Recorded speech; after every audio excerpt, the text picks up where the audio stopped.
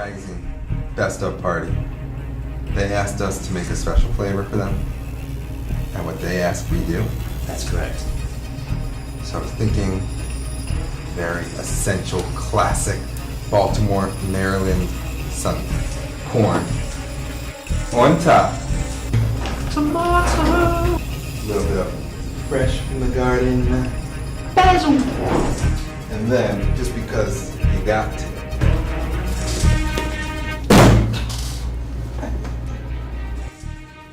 show them where we're from. All right, I'm into it. Are we ready?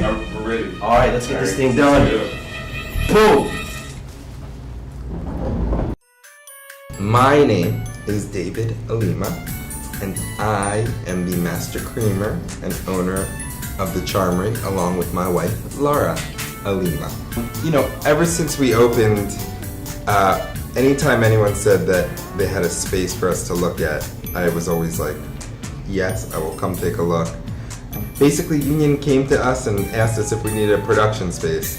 So we agreed to move in here with them, and then we found another location.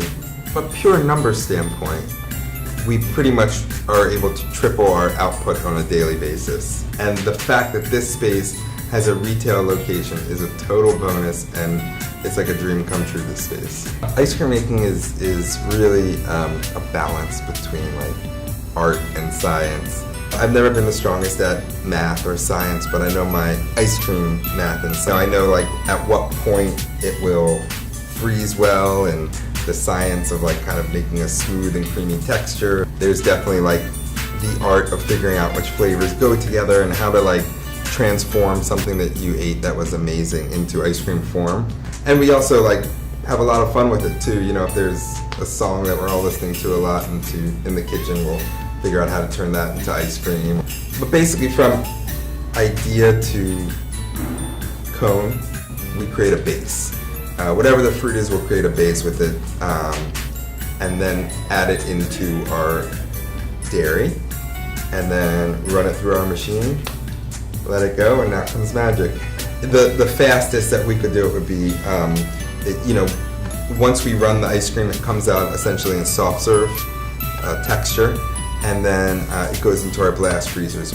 So it stays overnight in the blast freezer, and move it over to our regular freezer, and it can go out the next day. If we needed something quick, we can do it that day and then serve it the next day.